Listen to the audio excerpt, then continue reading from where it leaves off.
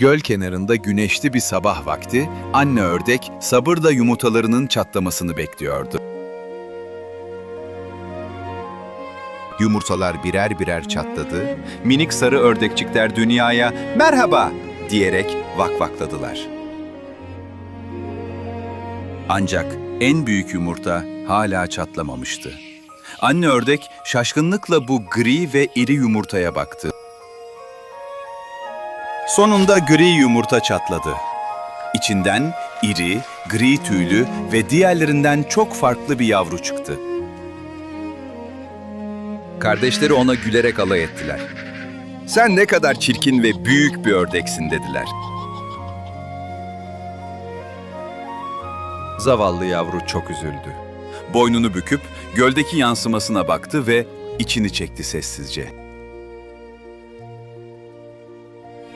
Günler geçtikçe dışlanma arttı. Çirkin yavru artık bu çiftlikte istenmediğini hissetmeye başladı.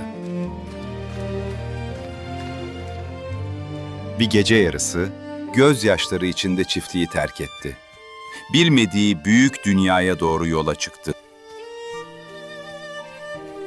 Ormanın derinliklerinde tek başına yürürken soğuk rüzgar gri tüylerini titretmeye başladı.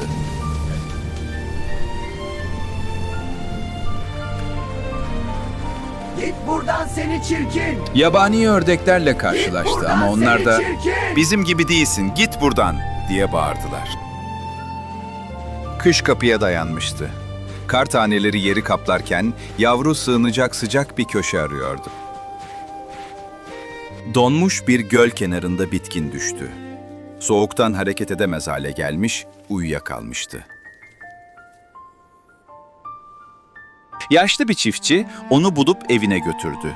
Sıcak şömine başında yavrunun tüyleri yavaşça kurudu. Kış kış git buradan! Fakat evin kedisi ve tavuğu onu rahat bırakmadı.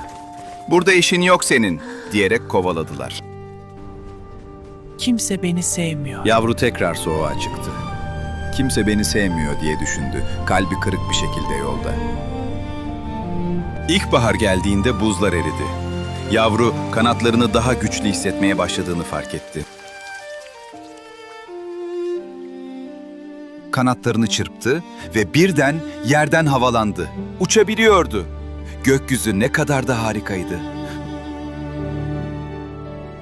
Aşağıdaki berrak gölde yüzen görkemli beyaz kuşlar gördü. Onlar dünyanın en güzel canlılarıydı. "Beni öldürseler bile bu güzel kuşların yanına gitmeliyim," diyerek yavaşça göle doğru indi.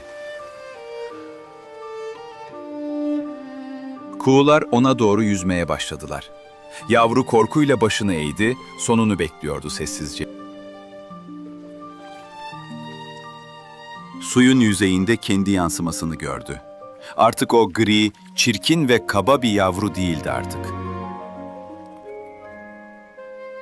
O da bir kuğuydu. Hayatında gördüğü en güzel kuşa dönüşmüştü. Kalbi sevinçle çarpmaya başladı. Diğer kuğular etrafını sardı. Gaga darbeleriyle onu selamlayıp aralarına kabul ettiler sevgiyle. Kıyıdaki çocuklar bağırdı. güzel bir kuğu "Bakın, daha." yeni bir kuğu gelmiş. Hepsinden daha genç ve daha güzel." Kuğu, bir zamanlar dışlandığı o çirkin yavru olduğunu hatırladı ve kanatlarını gururla açtı.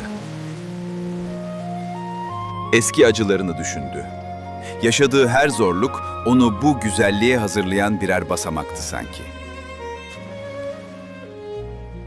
Mutlulukla haykırdı gökyüzüne.